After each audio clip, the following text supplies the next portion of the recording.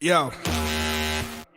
I see my name up in lights. Go hard or go home, no slacking in my sector. Just forget about the fortune, forget about the fame. Speak your truth, and let that be the reason they remember your name. Weight of the world tonight. Can you feel the pressure that builds inside? Can you feel it? Hey yo, it's Thursday, and you know what that means. Welcome to an all-new Max Wrestling episode 416.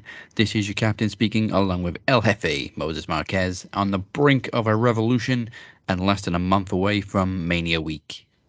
Oh, well, here we come. Coming up tonight, AEW Revolution predictions. Sami Zayn gets a house show title rematch. New tag team women's champions are crowned on Raw, and a confirmation of Brock facing Omos at WrestleMania has the internet in a tailspin, and it's all goddamn Vince's fault. It is. Blame the old man. But before we begin, hit that subscribe button on youtube.com/MaxWrestling. Follow us on SoundCloud, Spotify, wherever you may be listening. And don't forget to visit maxwrestlingnet.weebly.com for all your Max Wrestling needs. So, kicking it off with a bit backwards this week. We're kicking it off with AEW before going to WWE. So, Revolution. Yeah, you got to do predictions, bro. Revolution's this Sunday. It's weird. AEW has a pay-per-view on a Sunday. I mean, yeah, we're used to the Saturday shows. Let's keep it funky. Yeah. Does that work? Does that work better for me or worse? Because if it's worse, then god damn you, Tony Khan. Damn you. Finally do a Sunday and it's shit. Oh no, it's cool. I'm in late Monday. Fine. Oh, there you go. Thank you, Tony. You're like, all right, I appreciate it. But we have 8 matches. Okay, not bad. So what's the odds of this one going fucking 5 hours? Please don't do it, Tony. Oh, come on. Just cap it at 3 hours. It's fine. You don't need a super show every pay-per-view. You sure? Well, sure. I mean, looking at these, I don't see many of them going super, super long. Anyway, isn't that what people want? We do have the people what they want, Des. We also have an Iron Man main event, so. Oh, yeah, well, it's an hour in its own there, bud. Right. So that leaves 2 hours for the rest of the show. If he wants, that's not going to happen. Let's kick it off with a. Don't tempt him now. Don't tempt him. Let's kick it off with the Acclaimed Wet Dream, a 4-way. For the tag team titles, the Guns defending against the Acclaimed, Jay Lethal and Jeff Jarrett, and Orange Cassidy and Danhausen. This is the fucking worst. Do you hear me? This is the goddamn worst. I'm like, now, granted, I'm only going to be mad because you got fucking Jeff Jarrett in there, man. It's Jeff fucking Jarrett. And then the other thing that kills me, why couldn't it have been the best friends? Why couldn't it have been the best friends? I understand they got beat up. Why couldn't it have been the best friends? That would have been way better. I don't even know why this needs to be a 4-way. Just have a rematch with the Guns and the Acclaimed. Because that's exactly who's going to end up winning. One of them two. And if he gives it to Jarrett, dude, I might turn off a $50 show. I'm just saying, TK. I know you're listening. I know you're watching. Don't do that. Don't do it to me. Danhausen's pay-per-view debut match, though. To the best of my knowledge, he hasn't had a pay-per-view match in AEW yet. Not a pre-show? Yeah, I guess. I don't fucking count. I get it.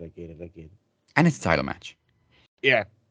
But yeah, I'm with you. It's got to be the Guns or the Acclaimed. I think we've been talking about how the Acclaimed have lost momentum since losing the titles, and they really didn't need to.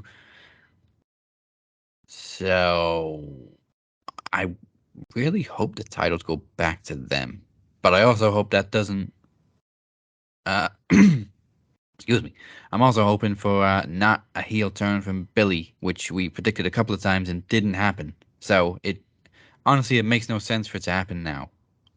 You say that and watch it happen, because that's exactly my thought process. It's he's gonna have to interfere in some form or fashion. I can almost guarantee you he's gonna interfere in some form or fashion, just because that's what they feel is going to be the better story. And I mean, I guess whatever.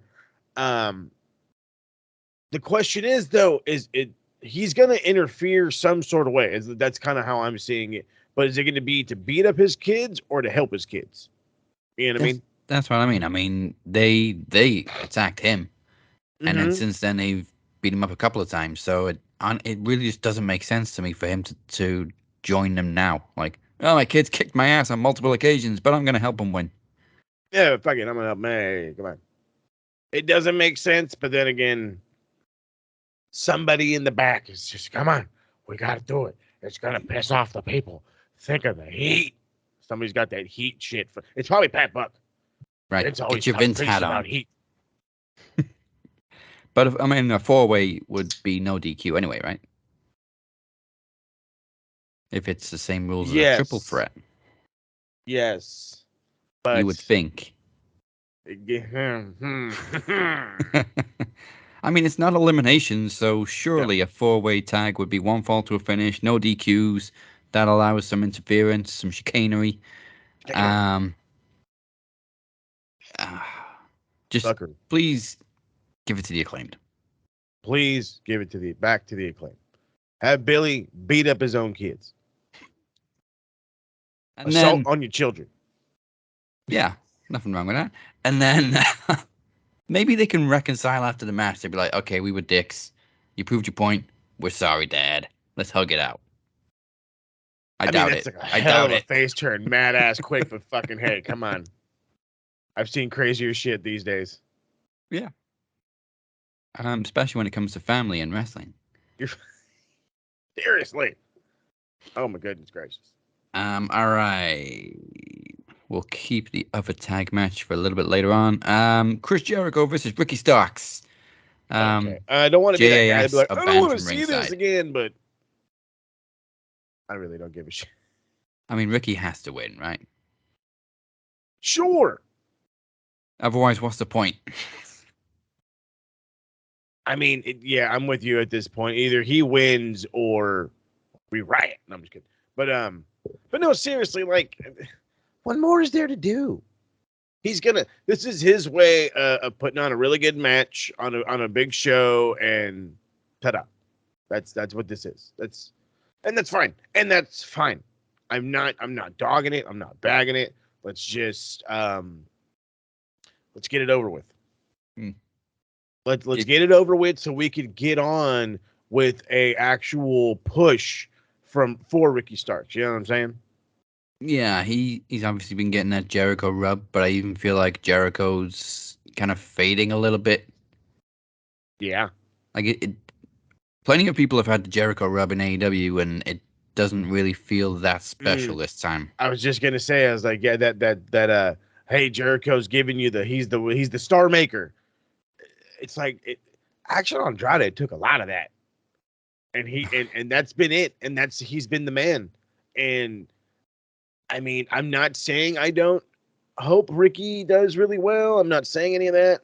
I'm simply saying I hope this is an opportunity for him to truly shine. Like, I hope this is a way for, I don't know. I hope this works for both guys, because I like Chris Jericho being the star maker. I like him being the old head, the gatekeeper, if you will. You know what I mean? Not technically the Undertaker. That's Christopher Daniels. You know, I don't care what you say. BTE has made him the Undertaker of AEW, but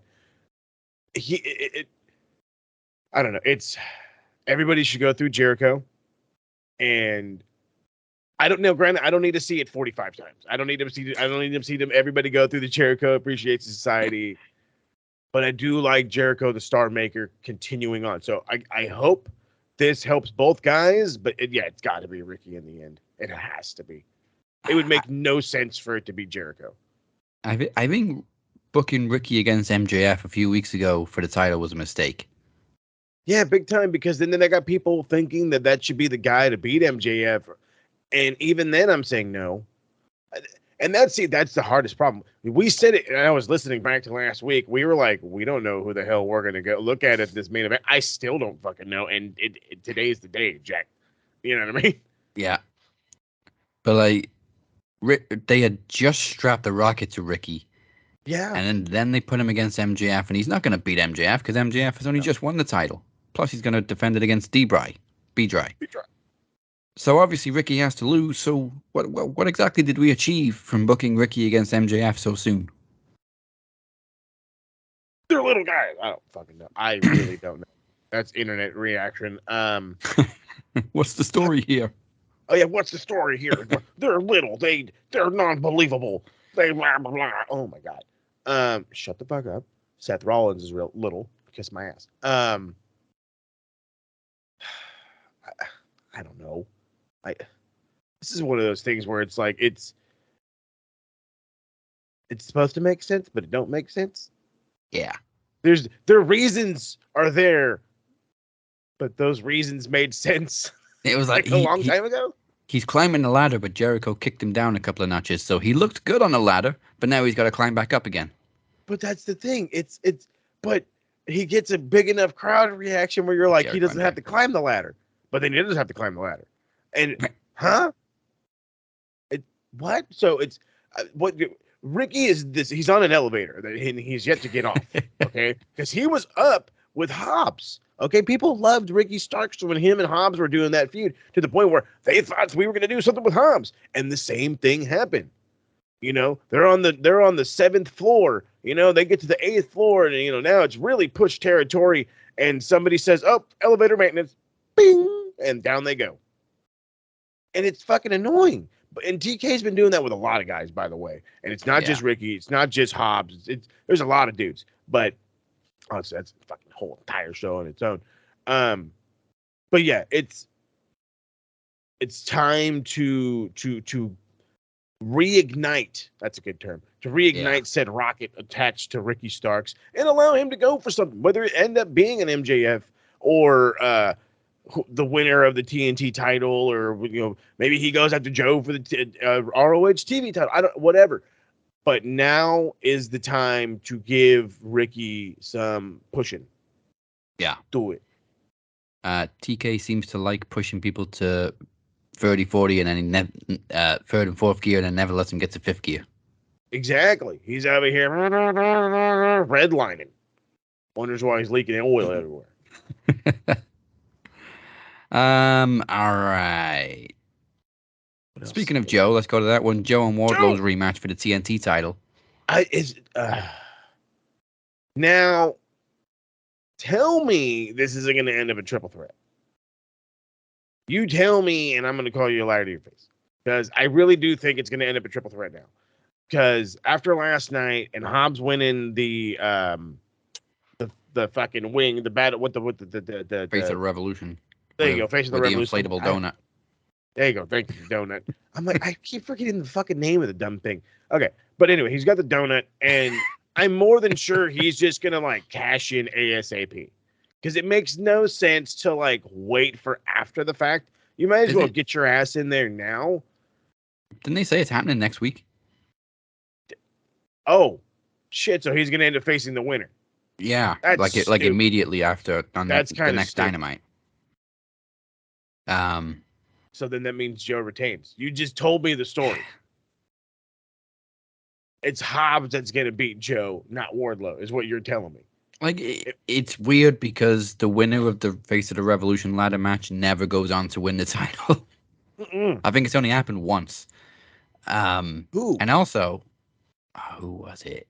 Let me take a look at the winners. I'm sure somebody's only won it once. I'm lost, but I'm like, I don't remember anybody winning any jackass thing after it. I remember fucking Brian Cage winning it and just fucking going. Was it Scorpio Sky? Oh yeah, won the TNT title. Or no? Did he end up using it to win the TNT title, or did he lose that opportunity and then eventually win the TNT title? Because I think that's what happened. I'm still trying to figure out why it wasn't on the pay-per-view, because it usually is. It's usually that's why it's called Face of the Revolution. Oh, TK's fucking up the game. So I'm looking at this card while you're looking at that. I'm looking at this card, and you said, I hope not 5 hours, but the main's going to be an hour. This Texas death match is going to be at least 30 minutes. No hold barred is going to be at least 20 minutes. This 6-man tag is going to be at least 30 minutes. Yeah. Triple threat, 20 minutes. Jericho and Stark's probably gonna be the only one with the least amount of time. We're looking at 4.5, baby. I can tell you right now, 4.5. All right. So, first of all, the last two Face of the Revolution ladder matches were at Revolution. They were on the pay-per-view. Scorpio Sky won the first one. Not sure if he went on to win the title right after or if he won it later on. And Wardlow won the last one. So was it Wardlow then? I don't know, because he chased that thing for a while, didn't he? No, wait, that was last March. Yeah. Yeah. Does Wiki have an Aftermath page? Let me see Aftermath. Come on, Wiki. That doesn't tell me nothing. Oh, it says his Orange Cassidy suffered an arm injury during the ladder match and he was thrown out of the ring by Keith Lee. That doesn't tell me nothing. That's not Aftermath. That's during the match. Tells me nothing. Hold on. There's an easier way. List of TNT champions. Hey, all right. Ah, Wikipedia's got your back somehow, some way. You just got to spell it out for him. Yes, main article. Thank you very much. All right. Where's Scorpio Sky? No, he won it on Dynamite March 9th. Okay. So I think that would have been right after Revolution, yeah. Yep, there you go. And Wardlow won it a couple of months later. So yeah, it must have been Scorpio Sky. He's the only one. Okay, so one guy. So yeah, again, you're telling me the story. Hobbs won. Oh wait. Up. Who else won the donut and did something with it? Yeah. It was 2 days after Revolution. Oh, okay. Well, so that's still okay. So again, back. Yeah, no, it's only one guy has won the Exactly. TNT title after winning the Face of the Revolution, but there's only been 3 Face of the Revolution ladder matches. But then we've had like poker chips and fuck knows what else. I was gonna say this is not the only inflatable donut, or the gimmick, I should say, of the inflatable donut. There's been different shapes of said donut, but I'm thinking that's what they're gonna end up doing. Joe's gonna end up winning, and Hobbs is gonna get the big win the following night on Dynamite when he beats Joe. TK, you really booked yourself in a corner with this one because I thought the whole point of this match with Joe and Wardlow was Wardlow's redemption. I thought the whole point of the fucking Face of the Revolution matches is basically Money in the Bank, where you can cash it in at any the same as the poker chip. Because that would make way more goddamn sense.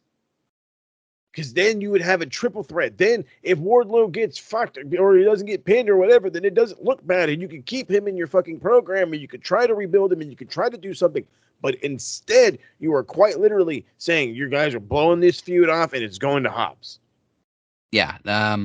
Booking like the ladder match the same time as the title match, you're going to fuck somebody over. It's either the champion has to retain so that he can drop it to the ladder match winner, or the new champion gets fucked over because they're going to drop it to the ladder match winner, or the ladder match winner is going to get fucked over because they won it for nothing. Bingo, bango, bing, bango. But DK is, you won Booker of the Year, my nigga? Like, how you win Booker of the Year, my guy? Like, come on, player. I'm going to go with Wardlow, and then he doesn't drop it to Hobbs, but they have another match later on. Maybe Joe interferes in the title match or something. I don't know. God, that's fortuitous. That is fortuitous as all hell. And dear God, I'm hoping for it. But what DC say himself last week? He's a narcissistic bastard.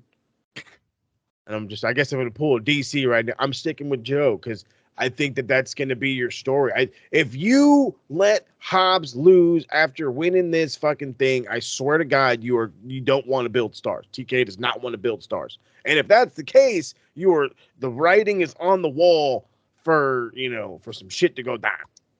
The only way I can see Wardlow coming out of this looking good with Joe retaining is if somebody costs Wardlow the match. But who's he feud with? Darby? Again? I mean, I think it would have to be a big heel, but like, who else hates Joe? The only real big heels you've got right now is MJF and Joe. Maybe Christian Cage. But that's where I'm like. But is Christian Cage going to go after Wardlow? Maybe. No. I don't see. This is the fucking problem. You're absolutely right. There's nobody to go after Wardlow. He'd be right back on his spit, killing fucking nerds as the TNT champion. And what is that going to do for the belt? It's not going to do anything for the belt. I don't know. Well, there we go. We're split on that one. Let's stick with Christian Cage then. He's up against Jungle Boy finally. In a no holds barred match, but I like it. Like we've been saying, it feels like a couple of months too late. But it can't be helped with Christian's injury. That was just terrible timing. Yeah, fucking A. Goddamn, you old bastard. So I hope that they can make it worth the while that we've had to wait for this feud to finally get the blow off. Well, okay, so remember that time you guys would always talk about TNA and how it was like really cool and da-da-da-da-da. Well, I was I forgot what the fuck I was doing. I think we had the Monday off or whatever, and I was doing laundry to be the good husband.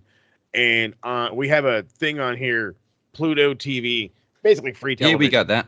Okay, so you got Pluto. So you know Impact has its own fucking channel, right?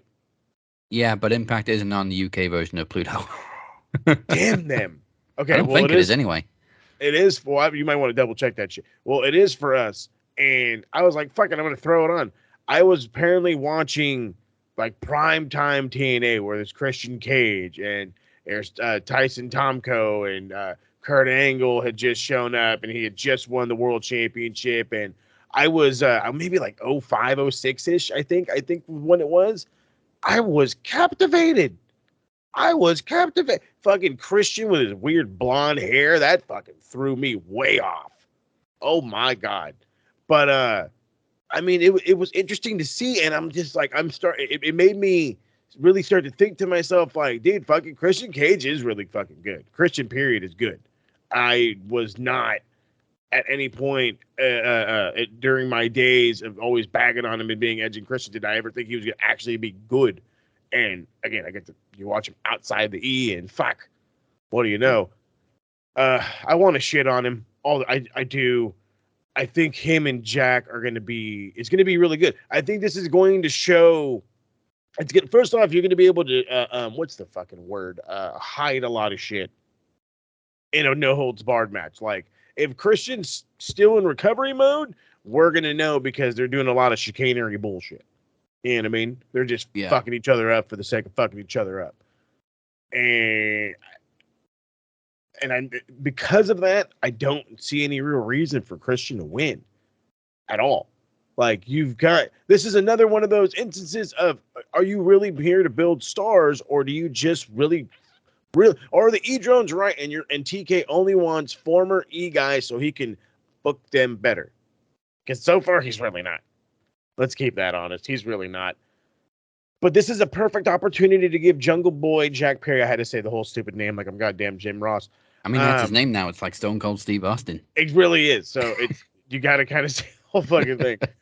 But this is a perfect opportunity for him to get a quality win on a pay-per-view, hopefully leading to something more.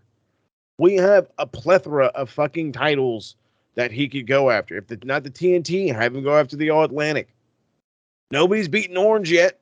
I could absolutely, definitely see Jungle beat fucking Orange. And I think that would be a smooth enough transition that nobody would be so mad that Orange lost.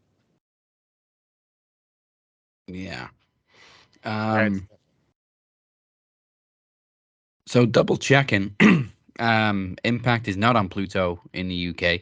It is on a streaming service that I've never heard of called DAZN. Oh, it's fucking DAZN.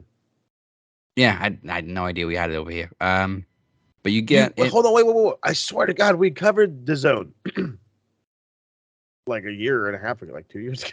I think they signed a year ago. It's like $9.99 a month. You get Impact the day after it airs in the US. I think you get the pay-per-views included. DAZN got huge because they were the alternative fighting the channel, if you will, because you had all the big boxing matches. Supposedly, it was mainly just the Canelo matches, I believe. You had one fighting is like UFC on steroids, and it's fucking awesome. Like there's a couple fighters in there, dude. They're gnarly. There's some Muay Thai fighter. The guy is like 5'1". I kid you not, Dad. Dude's like 5'1". He eats people's shots for breakfast. This dude will sit there, people will unload on him, and he'll be like, yeah, and start hitting himself and then start whipping ass. And I'm like, what the hell am I watching? It's fantastic stuff. One fighting, just got a whole lot of promotion here. I mean, it's not bad, but I mean, if you're paying $9.99 a month, I'd expect it to be live, not 24 hours later. Live. God damn it. That's always been Impact's problem. They've never managed to get anything live. Well, who are they on the right UK. now? Who is their regular? Are they? Are they still Access? I think Access TV, yeah. You know how much of a pain in the ass it is to get access to Access? Shit ain't cheap, motherfucker. No. And neither is this by the looks of it. I mean, it's pretty average actually. But at the same time, I'm not like a big boxing fan, and if I'm not falling in love with one, you know what I mean? You have to think about it in a niche kind of a way. If I'm you only were in this big for sports fan, then yeah.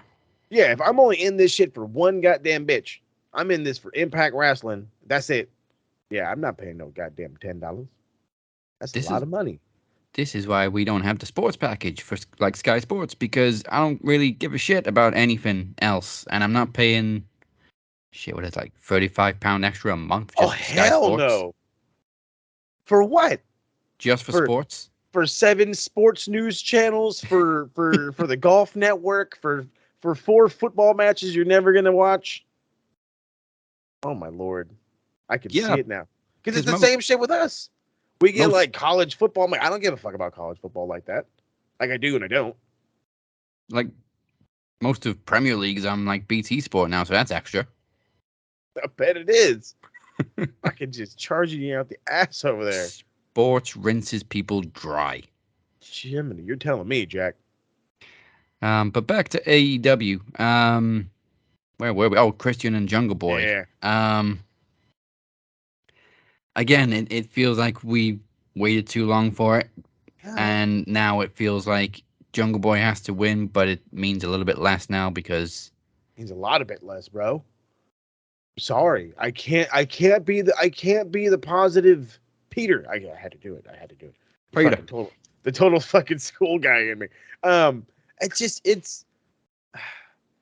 damn him for getting hurt. It's like if he didn't get hurt, this could have been a great feud. Let's keep it honest. It was hot.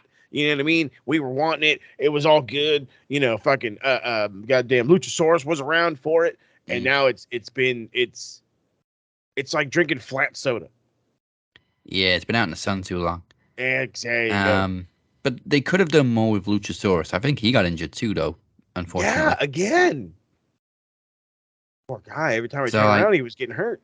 Christian got injured, and they were like, okay, we could just fill the time with Jungle Boy and Luchasaurus. They had the one match. I think Luchasaurus got injured, and it's like, shit, what do we do now? Christian's still fucked. And they fucking basically kept Jungle Boy off television. Yeah, I mean, he had a couple of matches here and there that meant not a lot, but... Fuck all. Yeah. Yep. Tis what it is. But, unfortunately, it's a little bit late for the payoff. With Jungle Boys. There's a tag team now called Jungle Boys. The Jungle Where we got left? Let's do the women's triple threat. Jamie Hayter defending against Saraya and Ruby Soho. Okay, I'm not conflicted. My brain immediately goes to like 1998, and I am immediately in NWO land with this entire storyline. I really feel like they could be having like a really good match for like the first like 10 minutes, and then all of a sudden, Saraya does the old Jake Paul glove move. Hey, I'm gonna knock you out or something bullshit. Does something, and then that's when Soho decides, okay, cool, I'm Team WWE. Fucking, they beat the shit out of Hayter, and then she lays down for Saraya, and she's your Hulk Hogan. I just have such a bad feeling that this is what's going to happen. Otherwise, you leave it to Hayter. You keep Hayter the champion because there's no point. There's no point of giving like Ruby is and to the Ruby fans listening and watching. I'm sorry. Please don't get upset at me. She's not AEW Women's Championship material. Sorry, that's my opinion. Honestly, honest to God, I think she should be TBS champ. I think the Jade. I think I said it last week. I think Jade should be the next in line. Fucking, Gift of the Gods championship, turn in the TBS to take, to get a shot, and then let fucking Ruby win like a fucking women's battle royal and become TBS champ. I think that would be excellent. I think that right there would be excellent, because then you have Ruby being able to work with the lower end people and the higher end people and have gold on around her way. So it's nice, but she's not the what's the terminology? She's not the final boss. You know what I mean? Because I can't. To me, and again, maybe give it time. Right now, she's just not a believable women's number one. You know what I mean? Yeah, I mean, she came in with all this hype and all this momentum, and it Mhm. kind of went down pretty quickly. Fast, super fast. But how we were saying that TK likes to, book himself into a corner. Very same thing with title matches. He likes to book newish champions into feuds where it looks like the challenger is ready and is next in line, but then that's kind of fucking over the champion for having a short reign. Same thing with Jamie Hayter. She's hot as hell right now on her run as women's champion. I think it would be too soon for her to drop it to anybody right now, but at the same time, you've got Saraya kind of primed to grab a quick title run. And Ruby's been waiting around for, when the hell did she debut? Like last year sometime. Sometime last year. I can't. Um, She's been around though. I could also see a Ruby heel turn. So there's plenty of different ways this one could go. Yeah. But I don't want to see Jamie drop that title yet. So I'm with you. I really don't know. Unless we get a literal remaking of the Finger Punk of Doom, and like we give it to Saraya, that's the only option. That's my only option B for this match. Otherwise, yeah, it has to be Hayter. She's too strong. She's too powerful. She's too over. You have to continue to book the hot hand. Your hottest hand in your women's division is your women's champion. Lucky for you. She's so over, she's drowning out the fucking lady that ran your whole division forever, being Britt Baker. I mean, now granted, she's probably purposely taking a seat back, which is perfectly fine. I have no qualms about it. But this is Jamie Hayter's world, baby. We're living in it, and I like it. Yeah. Or does it feel to us like these title reigns are shorter than they actually are because we have to wait a few months for pay-per-views? Because Jamie's been champion since November. And so it's just over 100 days, which is pretty much average, really, for a AEW women's title. Nyla had it for 101. Riho was 133. Thunder Rosa was almost 180, which was too long because she was injured. TK is or has shown signs of booking the hot hands. Yeah. And if you're hot, I'm going to keep you going. And you're going to tell me that Jamie Hayter's not hot? You're going to tell me that Jamie Hayter's not garnering you attention to your women's division, whether she's wrestling, talking, anything. You're telling me she's not that person. You're full of shit. Don't get me wrong. I'm not saying Saraya can't be, and heaven forbid, but let's keep it funky here. She can't do everything that she wants to do in the ring. That is going to hinder your women's champion. Not everybody is going to be able to carry your women's champion. And your women's champion, if it turned out to be Saraya, can't carry everyone. This isn't, if this was, how long ago that Broad get hurt? 9 years, 5 years ago, 6 years ago? I want to say 2017. Okay, exactly. This was 2012, to quote him here. 2012. If this was 2012, Saraya, Paige, whatever. All right, I'm down. Fucking make her champ. She's hot as a bitch. Make it happen. But it's not. It's not. This is, I came out of retirement to hopefully continue my career, to hopefully put on some good matches. Don't just crown her because she's a face. Pause. Let me stop myself. Because she's a recognizable face. Don't do that. Don't do that. Do not appease the casuals for bullshit reasons in hopes of garnering ratings when you know hot damn well she ain't garnering jackass shit. Nothing.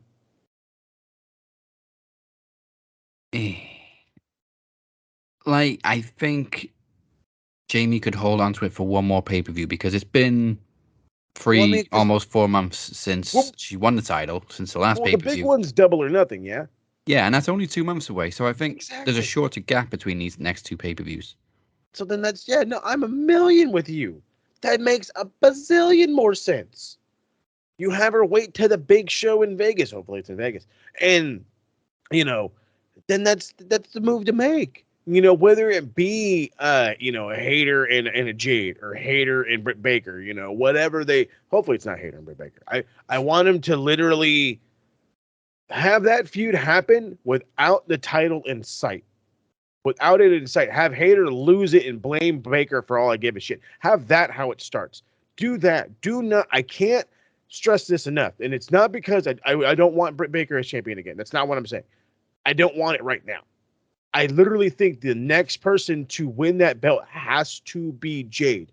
There is nobody. You can't bring in nobody right now that should win that belt right now more than Jade. You can bring in fucking Mercedes Monet, whatever the fuck broad name be. I don't give a shit. She doesn't need it. You can bring in fucking Kyrie. She doesn't need to win the shit. It doesn't matter who you bring in. No. Your next women's champion has to be Jade Cargill. Has to be. Who is absent from this pay-per-view too. Which is fucking bullshit. You have a star. She is Goldberg, but a good one. She literally went from not knowing this business to she's a star of this business. In 51 matches, 50 matches? I think it's 52. 52. Okay, 52 matches. How long did Goldberg's streak go? 170 plus? I mean, granted, it was fudged to all fucking holy shit. 2 years? Okay, so a 2-year reign of going undefeated. And during that time, he slaughtered the shit out of people. Most of his matches didn't go longer than 5 minutes. Most of hers have. And they had house shows. Exactly. And she's not. So all of her stuff has been in front of big live crowds. It has been longer than 5-minute matches, every single one of them. And believe it or not, they've gotten slightly better every single time. And she's an above average wrestler, but an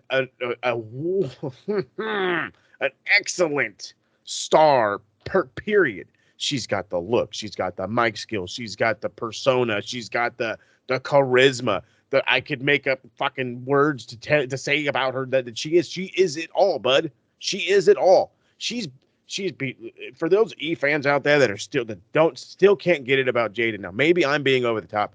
She's Bianca, but can wrestle better. That makes sense? Oh, you froze. 19, I want to say. There you go. We've gone from this girl is great as fuck. There's no talent there. I don't want to see her on TV to shit, she's a fucking superstar. Superstar. She was all body to superstar. So final predictions on the women's title. I'm going to go with Jamie to retain and then a heel turn from Ruby at the end of the match, and then we move on to Double or Nothing. Yep, let's go with that. That's a bold prediction. I like that one, though. I can absolutely see that. I would rather this turn of Ruby joining the fucking E-ladies after the match. Lose and get pissed off, Ruby's heel turn makes a lot more sense than Saraya and Tony's does, because I still don't know why they've turned heel, but Ruby's like, my booking's been shit. Yeah. She's got literal reasons of doing it. You know what I mean? I might as well side with these broads for this reason so I can take over. And it's like, all right, that's what they should call themselves, take over. Like, Ruby can literally go on TV and say, TK hired me and did absolutely fuck all with me in favor of these girls. Mm-hmm. But Saraya and Tony can't really make that claim, so I don't know why they've turned heel. But it makes sense for Ruby. Reasons. Because we want to spray paint people. Because TK was watching the NWO and thought, fuck it, let's bring it back. I swear to God. And I'm telling you, dude, the dude was ripping lines one day and he was scrolling through Peacock and he was like, fucking, I'll rewatch the goddamn Monday Night Wars. This is where we're at. And NWO used spray paint. And DX did too. Green spray paint. Perfect. We should do the light green spray paint. No. All right, let's go 6-man tag team titles. The Elite versus the House of Black. It's ruling already. Was this only like booked like just last night after the attack, or has this been set in stone for a while? It has been slowly building towards this. I want to say it's been like, this is like week 3 at the most. But for the fucking schmarks at home, it's fucking been like 2 years in the making. Okay. You know what I mean? These motherfuckers have been clamoring for this bitch. And I'm one of them because this thing is going to be hot as fuck. This is a PWG match. I swear to God. This is as PWG as you can get because all fucking 6 of these nerds at one point in time have actually wrestled each other, if not probably all in this exact fashion in PWG. So the question is, do you keep the Elite as champs because they are the Elite, or do you finally give the House of Black some fucking appreciation and love and give them the trios titles? And here's the benefit. Are you ready for the benefit? You know how lackluster this tag team title 4-way shit is and how real ram it is? Imagine throwing the Bucks back in the fucking tag picture. We all think about who's going to be the guy to beat MJF, who's going to be the guy to possibly beat B-Dry. What happens when you start throwing a guy named Kenny Omega back in the mix? Now's the time. I hope they throw Kenny Omega back in the mix just to squash these rumors. Exactly. Thank you. Let's keep it honest here. To break down that whole thing. So I've gotten, I guess, the full blunt of it from Uncle Dave. His contract is currently on extension due to his injury. To my knowledge, I believe it is up in November. I believe is what he had said, was in November. So yeah. If that ends up happening, granted, he wouldn't probably debut till January anyway, 90 days. And he'd be 40 then. Exactly. How old was AJ when he went to WWE? I think he's not only just turned 40, so... Yeah, he was in his 30s. Late 30s. Exactly. And he was coming off of a New Japan run. So he was coming off of being on the other side of the pond, not on the other side of the television. Okay? So, with that being said, and we made this exact point last week. The guy was in Deep South Wrestling, which turned into OVW. He worked with Dusty Rhodes. He worked with Jim Cornette. He worked with all those guys while they were all in the E. They liked his stuff. They whatever. He felt there wasn't anything for him. Kenny felt that. Tyson Smith felt that there was nothing more for him and that he wasn't going to go very far in this company. So he decided, I'm going to bounce. And when he did so, that's when he decided to do his travels in Canada and Japan and doing all that stuff. That's when he ran around as a fucking junior. He ended up being, looked at during his junior run before the Bullet Club, got looked at again with the Bullet Club, looked at again when the Elite left New Japan, and now all of a sudden that Papa H is running the show. People want this guy. People want that guy. People want this guy. And you know what? Hey, under Papa H, let's fucking ride. You know what I mean? Thumbs up over here. I'll fuck with it a little bit. Would I have hated Kenny to leave? Absolutely. But hey, if Papa H has a plan, fuck it. Let the guy go get paid. I've said that about everybody. Go get paid. Because to me, that's what the E offers the most of. You're not going to get the best matches ever. You're not going to get the most biggest fan base ever, but you're going to get fucking paid. And that's what all these cats deserve. They deserve a lot of bread in the bank. Okay, so that's what they deserve. But let's keep it funky. He's going to be 40. He went through one of the gnarliest periods of his career, injury-wise, where he had vertigo, the whole 9 yards. The guy just came back not 5-6 months ago. You really think he's going to go and work an E schedule to be jobbed out to the Boogs, my man Boogs, Rick Boogs, and bullshit like that, or to be the fucking star of NXT and make fucking what, $85,000 a year, maybe $100,000 a year. But Yeah. how does, think about it business wise? How does that make sense? It's not a, oh well, accomplishments, and not everybody has to have those accomplishments. Sting never went to the WWE. Sting never went. We're talking about the legendary Sting, the icon Sting, the guy that remade TNA after leaving WCW, or helped, I should say. The guy who shocked the world when he showed up back in AEW, a 60-year-old dude who was wrestling at a good rate in AEW, decided to never go to the WWE, even with a dream match with The Undertaker. So why in the fuck, at 40 years old, with all of his accomplishments and whatever more he still has left on the table, why would he go and flounder himself in a different company for a paycheck?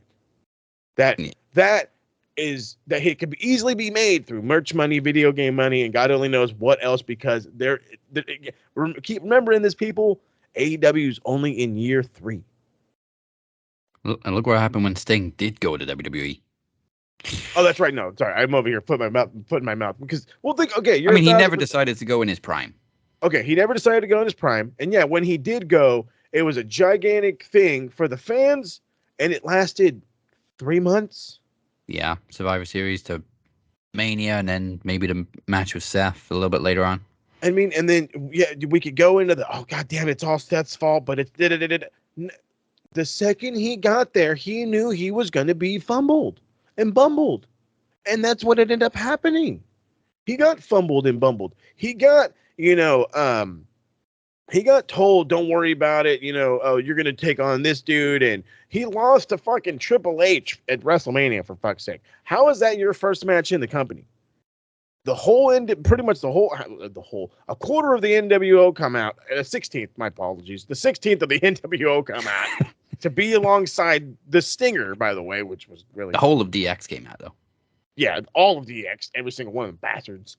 And you lose on the biggest show of the year. And you're just supposed to kind of go on and just be this icon. I lost at Mania to fucking Triple H. An aging Triple H at that. A super aging Triple H at the time. Oh my god. But that's my thing. It was so bad. So if the icon Sting is going to have a fucking below mediocre run in the E, what makes you think Kenny wants it? And then again, as I posted up on fucking Facebook, Omos and Lesnar is confirmedly pushed by fucking Vince. So the writing is on the wall. The old man is back. Nobody wants to go now. Nobody. Kenny would never get booked like AJ. Oh, hell no.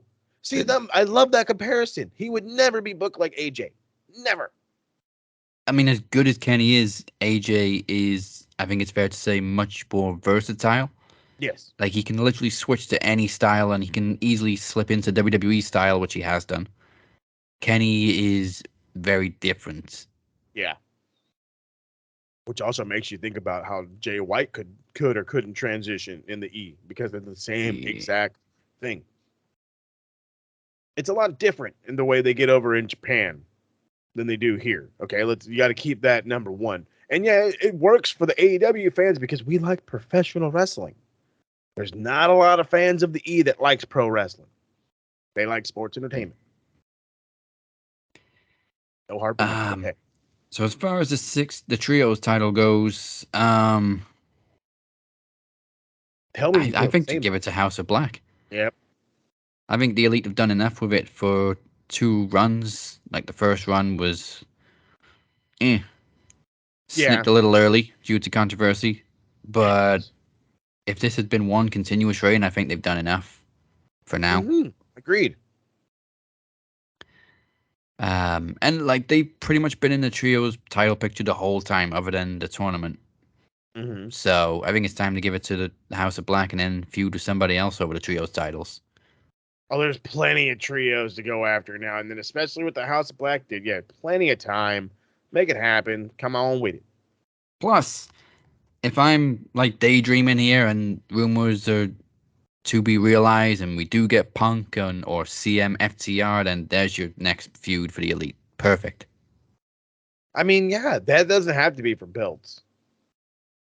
No. In no way does that have to be for belts. No, And the if it story's already does, written for that one. Yeah, exactly. And if it does, guess what? Kenny Omega and them lose. I'm sorry. It's one of those things what they call writing on the wall. Oh, can you imagine that though? If the Elite do retain against House of Black and they're celebrating, and you just hear, No. shh.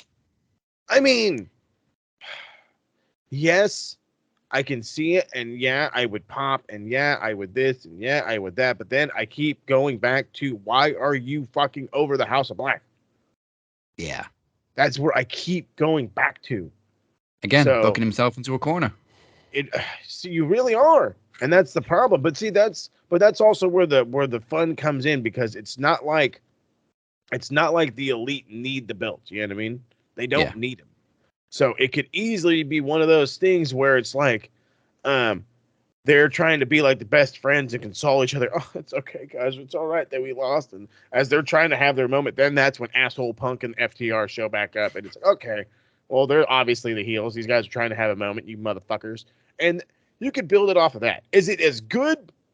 No, because everybody wants gold, but they're too fucking bad. Can't always get what you want. All right, we got 2 matches left. Mox and Hangman Texas Death Match. Everybody's gonna lose their shit over Mox bleeding. Yes, it's He a Texas bled Death Match. everywhere. I feel so bad for the custodial staff over at fucking whatever goddamn stadium or arena they were. This fucking cat is leaking fucking blood like a goddamn 70s car leaking oil down a fucking street. He's talking and the thing's spewing out. I'm waiting for it to fucking squirt at the camera. I'm just like, is there like a button? Does somebody have like a button attached to his head to make it fucking flow better? Or is he knows how to push it out? I don't know what's going on. It got so bad he's talking like this because there's so much fucking blood inside. Right. Yeah, health insurance. Yeah, it's John Moxley. Hello? What do you mean you got to double it? What do you mean they tripled it? Renee, take my... You got to put it in your name. We keep saying this. Give that man his vacation. Or at least put him in a feud where he doesn't have to bleed after this one. I mean, I defended him bleeding all the time the other week, but, we don't need to see any more blood after a Texas Death Match. I was just going to say, I was like, you mean after that interview? Fucking because goddamn, brother. But I mean, no, this ring is going to be the red. Fucking gnarliest color of red and sweat that you've ever fucking seen.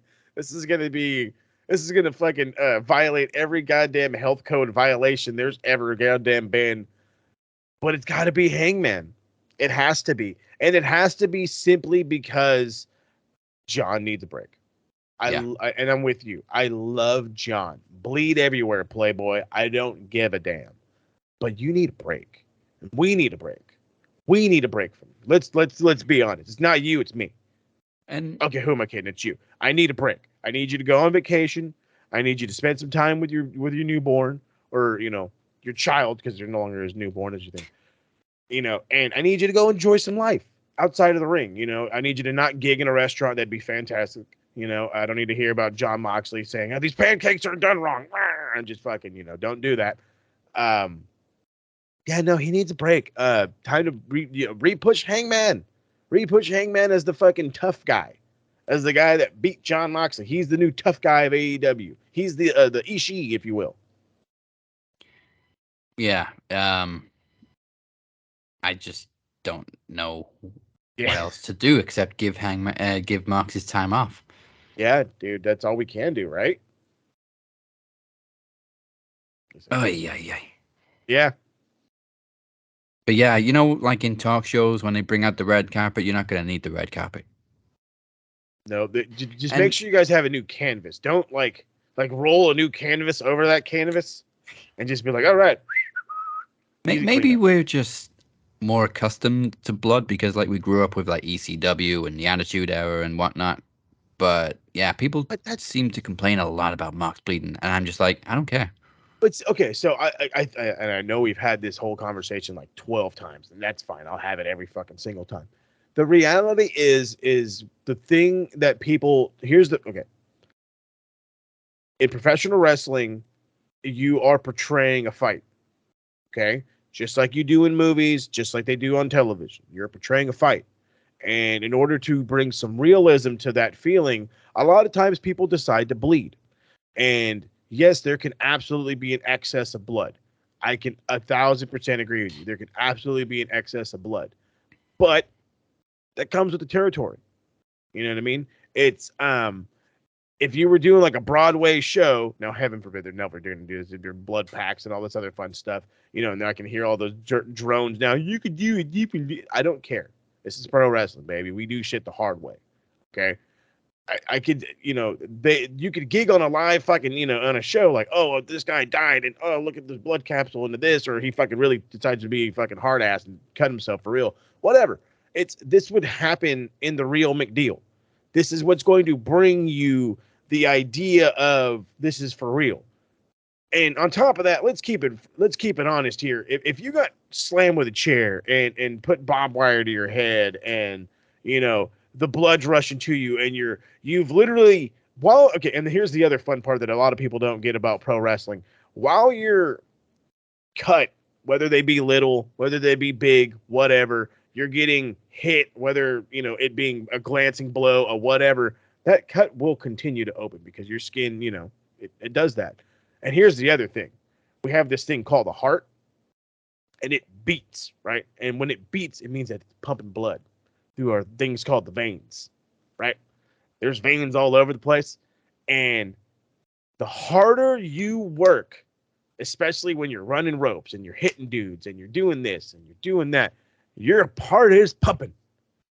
So guess what? That blood's going to fucking flow. It's not going to be like, hey, it's an excess, and out comes Doc Samson and staples your fucking head shut. No, that's not how it's going to go. This is just what it is. It's like for those people that willingly sign up to go to Deathmatch Wrestling, you are willingly signing up for a Jon Moxley match. If Dean Ambrose could have gigged in the E, he would have. That's the one thing you motherfuckers need to understand. If they were down for blood like that in the E, it would have been Dean, no problem. Yeah, and I just keep thinking about like the WWE video games. If you switch on the blood, how easy is it to bleed? Like, it's one chair shot. You do 6 or 7 high impact moves to the head, and all it takes is one DDT, and he's bleeding. I mean, hell, you can go back as far as I pulled out the N64 controller last week. You can go far back as those games. I remember vividly playing WCW NWO World Tour. And if you continuously attack the guy's head for so long, they would bleed. No chair shots, no throwing them into the post, no nothing. You could just be beating on them, and they would eventually bleed. Because it's simulation of a fight. You're going to bleed at some point. Realistically, you go out there and do the things that they do, and you don't pull your punches, you don't, protect the moves, you're going to fucking bleed. And let's keep it honest. There's not as many pulled punches as much as it used to be. There's a lot. It's a lot stiffer. The sport has gotten stiffer. I blame Japan, and I also thank Japan. But they've also now kind of been more open about fists have to be open in wrestling. Mm-hmm. So then that helps you with your, fucking the glancing blows that make them look real. But then you see everybody throwing these goddamn forearms. You can't fake that shit, baby. Oh, fucking Brock and Randy. Oh, I fucking still see like the visual of it, just when he turns over and it just fucking dumps on the ground. It's like that was nasty. But I'm with you, Hangman for the win. Give Mox a break. We keep saying this every fucking pay-per-view. TK, give the man a break. Send him on vacation, please. And then main events. It's decision time. MJF defending against B-Dry in a 60-minute Iron Man match. Now, on paper, I would easily say Bryan Danielson can outlast MJF, but I mean, I don't think MJF's ever really been tested in a 60-minute match. We don't know if he can go the distance. Maybe he can. Yeah, that's the question right now. It's not about what can B-Dry do. It's about how long can MJF last. And it is an Iron Man match, and I believe Iron Man matches, it means no DQ. It depends. Sometimes it does, sometimes it doesn't. Okay.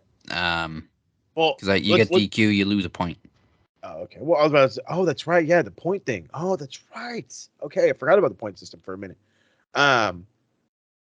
It's, well, then, hey, I could absolutely see it go down like some cool way like that, just so if MJF can get an upper hand and do this and do that. I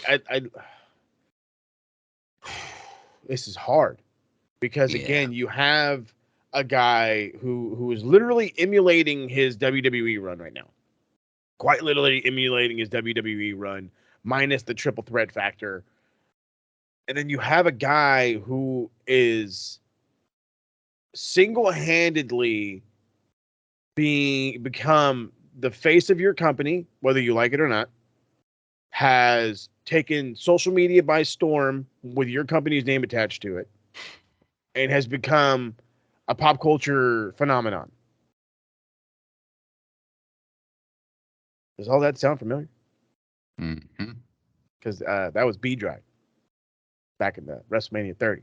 So it's like looking in a mirror, god damn it. So this is why it's so fucking hard, because it's you have a guy, it's like, hey, he needs something. He needs something. He is undeniably great and he needs something.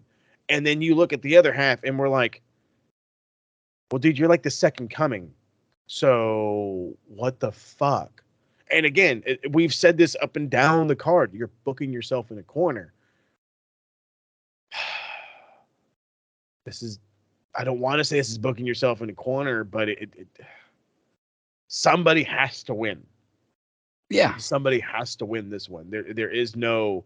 I mean, it could also be a draw, and MJF retains in that case, but at the same time, You can't push this anymore, and the draw means you're pushing it. Somebody has to lose.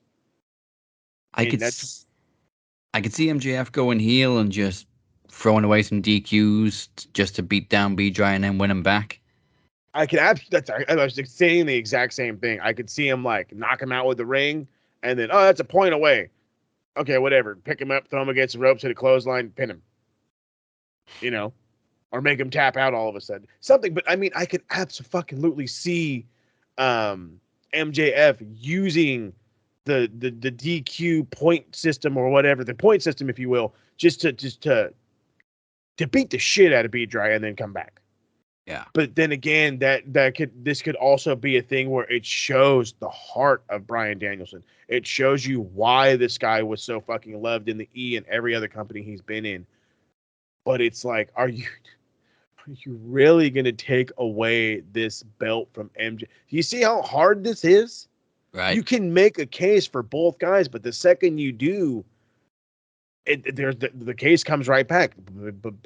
But what now with B-Dry? Does this mean he goes away? Is B-Dry done? What's the end goal? If MJF loses, how quick can he come back from it? There's shit like that. Excuse me. I'm at a loss. We're in the same place as Tony Storm. Not Tony Storm, Jamie Hayter, because she and MJF won the titles on the same night, so he's only had it for just over 100 days too. And I've seen people say he hasn't really done much as world champion, but I mean, this feud with B-Dry has been great. He hasn't done much as world champion, yet every single week he's cutting a promo, garnering regular news attention, taking social media by storm. Yet he's doing nothing with this belt. Elevation of titles does not come only between those ropes. It doesn't come only on that microphone. It doesn't only come when AEW is on television. You have to carry yourself as a world champion does. Ask Ric Flair, baby. He lived the gimmick. MJF, living the gimmick. And that's what makes this so hard. We've seen MJF start to use his new submission finisher quite a lot more recently. Which yeah, he has. I can see that how this match could end in submission. Like B-Dry is obviously a submission wrestler. Jeez. Okay, all right. I'm gonna do this, and there's only because I'm gonna ride with the rumor mill, and the rumor mill is B-Dry is saying that there's about a 33% chance Tony Khan's gonna let him do the G1. If Tony Khan is fucking smart, Let and him. sometimes he is, and a lot of times he's not. If he's fucking smart, Bryan Danielson will not be the only AEW wrestler in the G1 Climax tournament.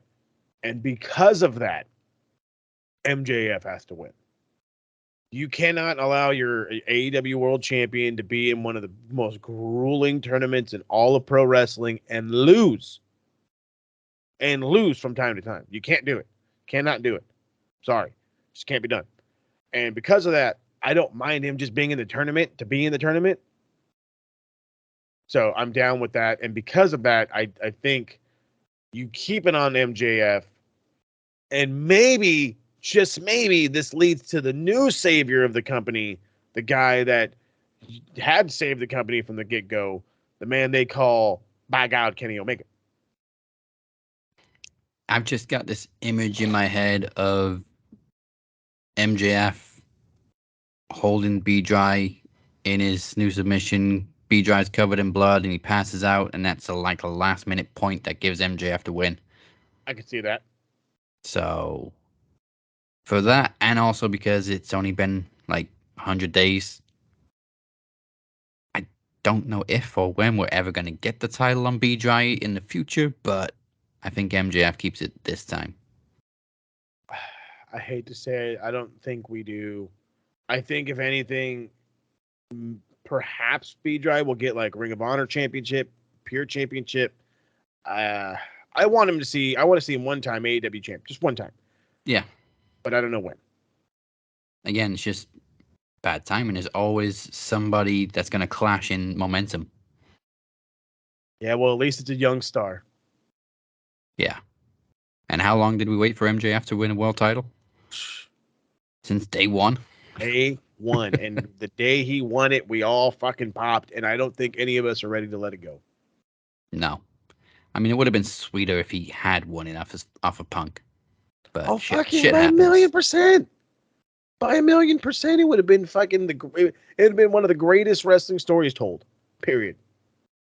And it almost was. It almost was. Like, they literally set it up perfectly after Punk won the title a second time. But again, shit happened. All you had to do is keep your goddamn mouth shut, you fucker.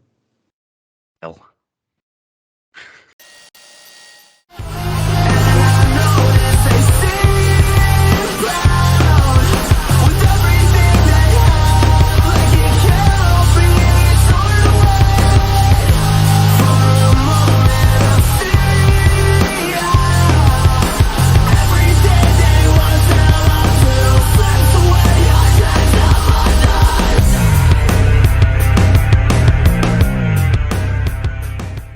Hey yo, what up? It's Darby Allin, and we're about to take it to the max. So before we continue, well, I mean, that's taken an hour. Before we go to a break, let's go back a little further in time with This Week in Wrestling History.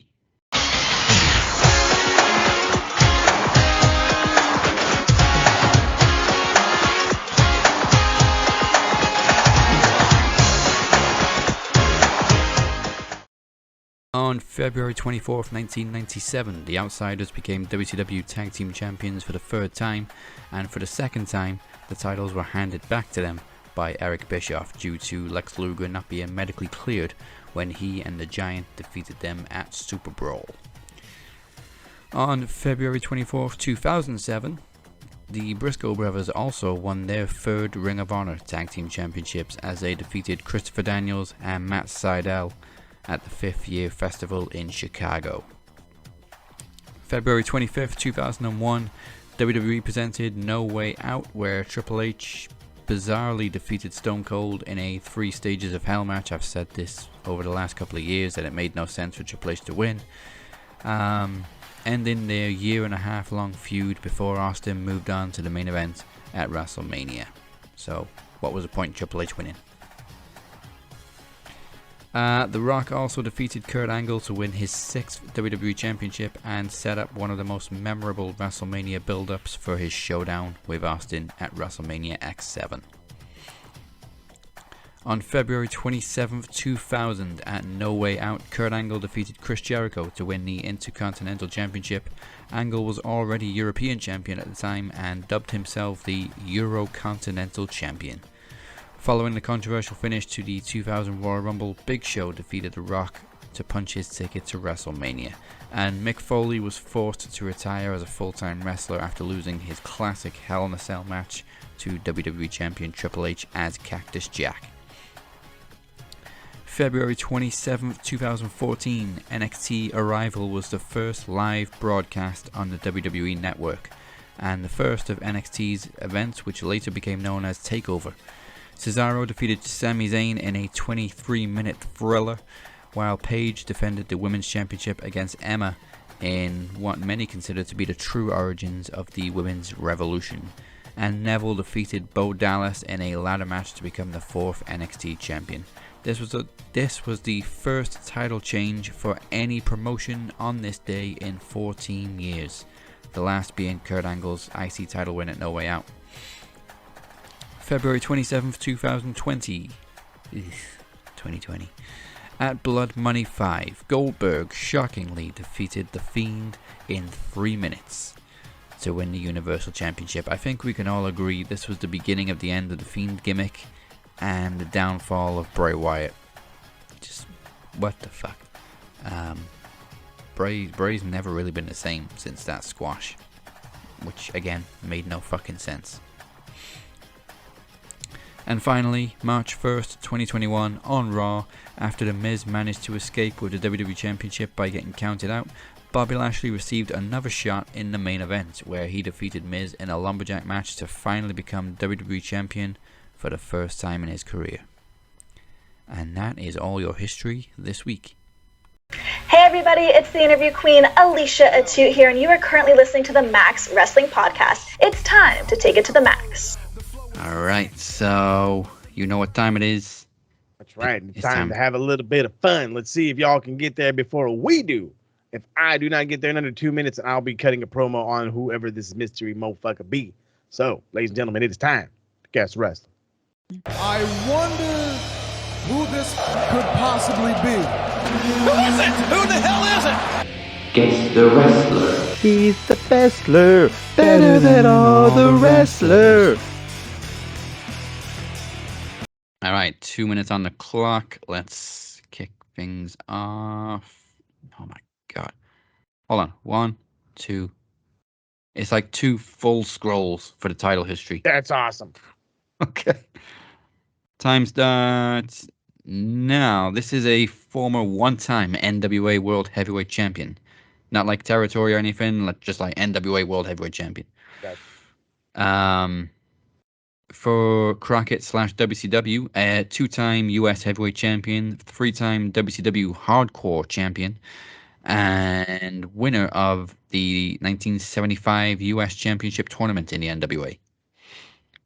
75, and he was a hardcore champ. Terry Funk. Oh, shit. There we Let's go, bud. 30 seconds. Come on, baby. Terry Funk. Not to mention, the second you said 75, the list went from to... That may be the quickest guest wrestler we've ever had, and that's a 3rd straight week. You guys don't get a promo or a 60-second promo, and you're still waiting on Moses' first 60-second promo. Man, I was going to branch off into the territories, so... How many belts did he win? How the fuck? Like, Terry Funk is the man.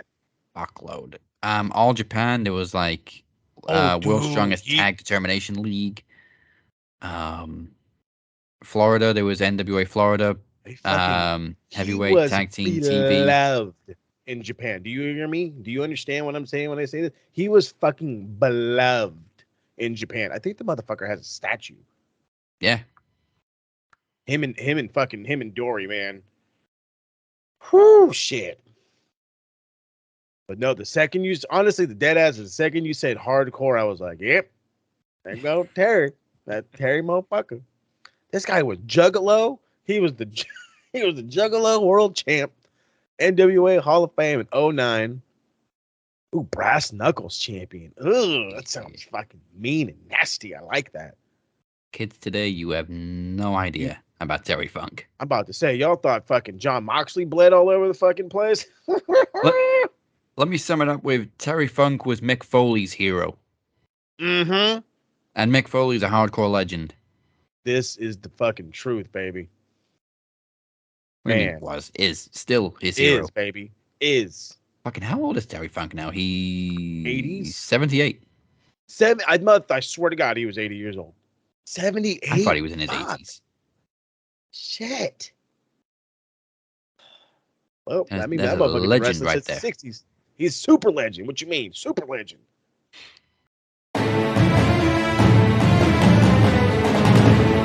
Yeah, they tell you that you should quit trying. You were too small, that you were too young.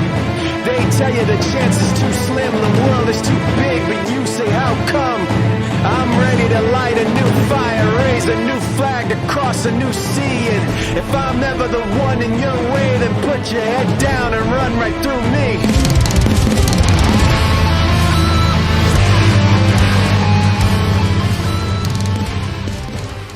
So, World Championship matches coming up, PromoMania.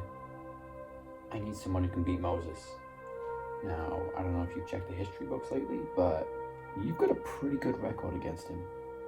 In fact, he's never beat you one-on-one. But you've beat him one-on-one. And I believe it was for the World Championship. So, we need to stop MDO from getting gold back. Phoenix and I can take care of Cypher and Travis. You need to do this. Not just for Dragon Club, but for yourself to get back on top. Look, just do what you need to do.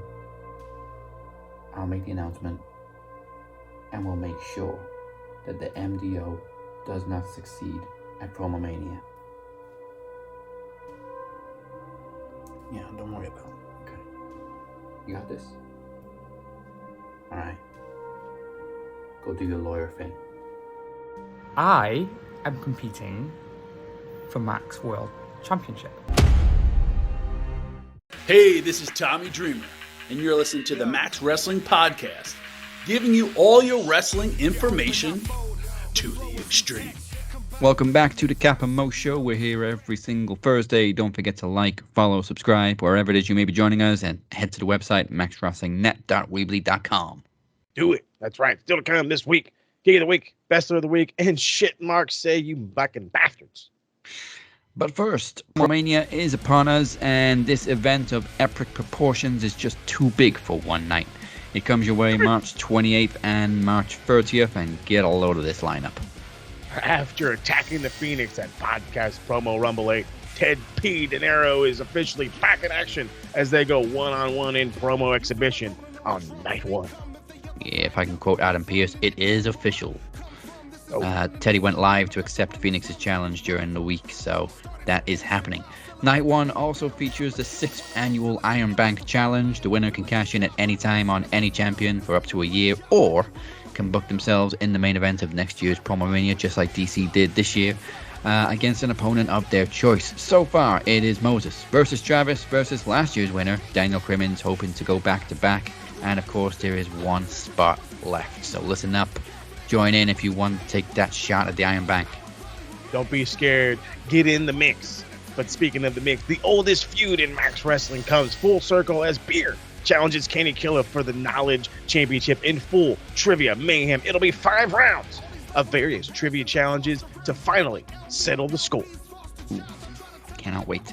Speaking of settling scores, they face each other on multiple occasions, but Robert Davis is coming out of retirement one more time to face the podcast machine, Mike Larkin, in promo exhibition. Getting it on promo game is on top.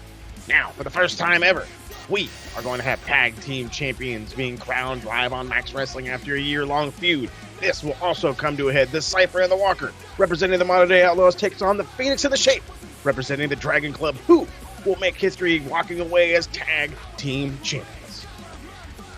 And as you just saw during the break, a second challenger has stepped up to face Moses Marquez for the vacant World Championship. It's El Jefe versus an old rival, the lawyer, Chad Malcolm. one-on-one. One of them will be the next Max Wrestling World Champion. Speaking of main events, jumping ahead, here we go. Book last year's Iron Bank winner, Daniel Crimmins, DC, is taking on the Team in S, and he called it, and he's doing it with the television championship. It's all on the line. Can DC survive the darkest creature in the realm? Ooh, like she needs another nickname.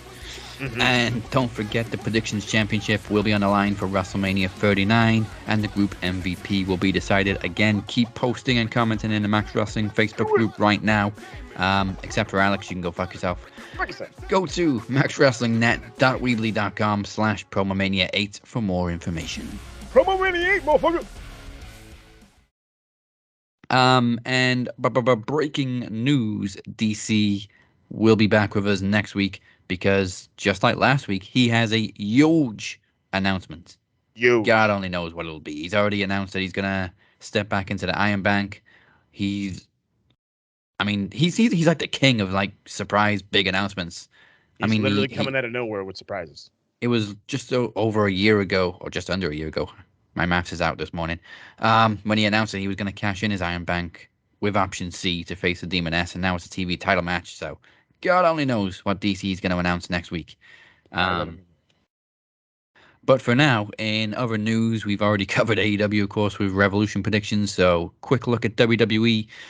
Becky Lynch and Lita became the women's tag team champions this week with a little help from Trish.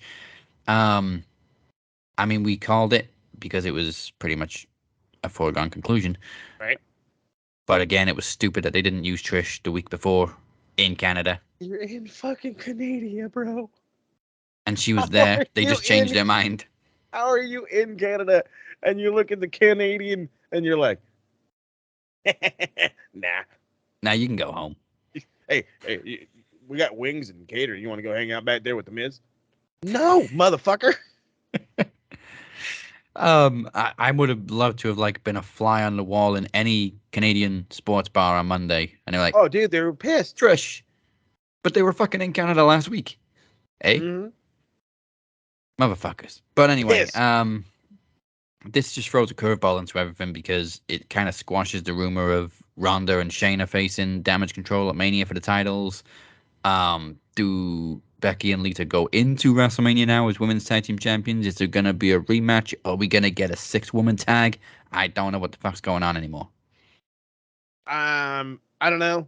I mean, it's Becky and Lita. The whole rumor is they wanted it to be Ronda, Shayna winning tag titles or whatever. Fuck it, this is a perfect team. It's a makeshift bullshit tag team that has some star appeal. You can absolutely have Trish be ringside for Lita, and Becky is just Becky.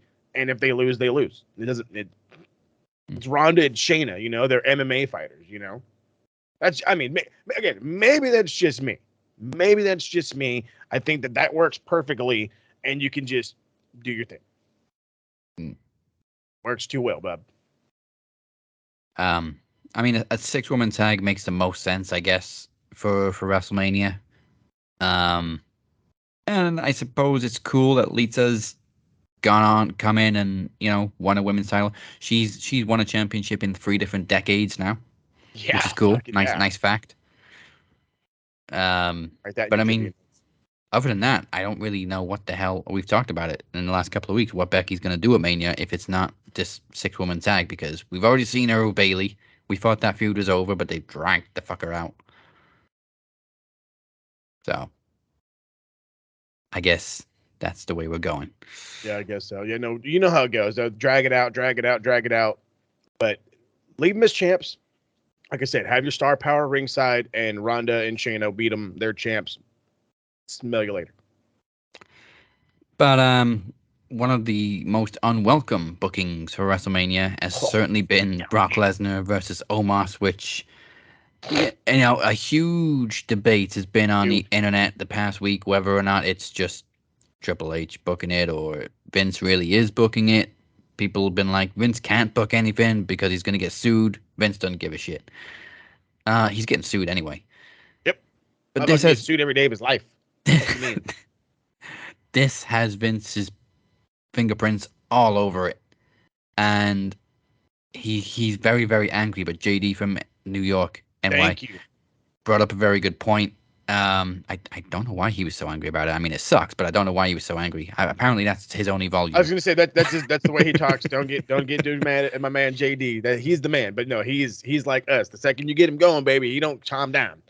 But he brought up a very good point. When Triple H took over creative, you didn't see shit from Omos. And before that, Vince was booking him all the time. He was on TV every week. He was teaming with AJ. He was doing this and that. Triple H took over. We saw nothing from Omos. And now all of a sudden, he's going to WrestleMania to face Brock. He's going to listen to that sentence. He's going to WrestleMania so that one is already, to face Brock Lesnar. Huh? Brock Lesnar is a big marquee opponent on any day of the week. Never mind WrestleMania. And you can also throw in the whole Brock didn't want to work with Bray. That's another story. The whole Bray shit. Flounder character. Apparently, there's another rumor that Brock chose to face Omos. I don't know how true that would be, but I can see Brock having a little bit of sway. My fucking life. Are you kidding me? Are you kidding? Who dumbass would put a rumor that stupid out? That's fucking bullshit, and they fucking know it. Brock Lesnar wants to work with Omos. What? And Brock has to win this match, right? Like, I would fucking hope Omos so. Over? But what is this? What does this do? I don't see anything coming out of this other than a WrestleMania highlight of, Brock F5'd Omos. It doesn't mean anything anymore. He's F5 Mark Henry. He's F5 Rikishi, Big Show. Brock F5 and a fucking Great White Shark doesn't mean shit anymore. Oh, I don't. We know Brock can suplex an F5 a fucking building. Yeah, dude, we get it. You know, we get it. He's a monster among men. He is, as Pat McAfee says, and I will constantly quote him, he is the alpha male of our generation. I get it. But you've got nothing for me with this. Nothing. There's nothing. This isn't a Raw. This isn't a throwaway pay-per-view. This is WrestleMania. This is the biggest show of the year. I don't give a shit if it's 2 nights, 12 nights, a month and a half. This is a throwaway match at best. This is a Saudi Arabia match. Thank you. This is a Saudi Arabia match at best. This is Kofi getting destroyed in Japan kind of shit. That's exactly what this is. And the fact that you're putting it on fucking WrestleMania. There's people today that don't watch the product that can tell you about Brock Lesnar. But there are also people today that do watch the product that can't tell you jackass shit about Omos. Not a fucking thing. That's the problem. We couldn't have a better Brock and Bobby. We couldn't have got Brock and Gunther that we've been dying for the IC title. You're telling me the original rumor. You're telling me I see Brock losing on Monday to a possible Jay White or Matt Cardona even. Oh, could you imagine that shit? Could you imagine that? Whatever. But you know what I mean? To fucking build to this. And people say the old man isn't back, that this is just how Paul wants to book. No, sir. No, sir. No. I will not buy your snake oil. This does not smell like a Triple H booking at all, but it reeks of a Vince booking. That's perfect. That's perfect. I mean, honestly, Brock and Bray probably would have saved Bray Wyatt, because that's on to the next topic that I haven't actually listed. A lot of people are getting fed up of Bray Wyatt already, myself included. I was going to say, never thought I'd say that. I had just said it right as you had brought up his name. Floundered character. They took, this is a guy who had been, how long was he off television? How long did he go into hiding? Like a year plus? 2 years? No, he was at last year's WrestleMania. That's where the Fiend died. Okay, so like a little 8 months, 9 months. 8-9 months. Okay, so he was off television for 8-9 months to the point where there was contemplation of him even going to AEW, Japan, TNA. The fucking names went on and on and on and on and on. He battled his mental demons. He came back. He was immediately beloved. by the masses, and everybody wanted him to do really well. Hey, we're glad he's back, blah, blah, blah, blah. Super supportive, the whole nine. We start to see this fucking goddamn Uncle Howdy. And at first, it's not bad. It's not bad. You know what I mean? And it's like a slow build, and everything's okay. But then we got carny as fuck fast. And it was exactly what the end of the Era of Worlds became. And that's exactly what made him fall off the cliff. It wasn't so we fell in love with it. It was, oh my God, why is this so bad? The fucking people in the background as Uncle Howdy completely misses LA Knight during that fucking pay-per-view or a live event was just so bad. You know, that made Bray look bad. You know, the match that he had made him look bad. It's this whole thing has made Bray look bad. And, you know, oh, well, it's a way for the Fiend to come back. It's a way. You can't make excuses. It's bad booking. They fucked this up. And I don't, now, maybe I'm not the guy to book it. I can't now. I've never been a big fan of the Fiend. I've always said that I think Bray needs a whole new style of wrestling. I think his style does not work for him. I've said that from the jump. I've said that back in his NXT days. And I think the only way you can learn anything different than the WWE style is by leaving the WWE. And since he didn't do that, it wasn't going to change, or at least much wasn't going to change. And now, again, we're in this standstill where he's just fucking there. He's just a guy. And he's just a guy at the point of they'll cut him tomorrow because is he probably drawing a little bit of money? Sure. But that's about it. He's floundered. They can't fix him. And I don't know if we can fix him. And we're the people that matter. Oh, wait a minute. It was over a year ago. It was Mania 37 because Randy was with Riddle last year. There you go. I was going to say, I was like, yeah, that was a while ago. But there you go. He's been gone for so damn long is the whole point of this entire thing. He's been gone for so damn long that you're like, so what's up? What are we going to do with you? And then this, again, they do nothing. Or they do, no, let me stop myself. Not nothing. They cartoon him out. And I get the character, but there are serious horror stories. You know, you don't have to make everything kid-like horror story. I mean, the Firefly Funhouse, that's not broke. So if it's not broke, don't fix it. But everything else was as broken as can be. And of course, we had this massive debate in the Max group this past week over the booking of Bray. And he's beloved, man. You know, if it is to be believed, he is very much in control of his creative, and all of this is his booking. But are you really telling me that WWE can't just go, hold on a minute, Bray, this sucks? Yeah, we're not doing that. Step in. If this is all his ideas, then honestly, I expected a lot better from him. But if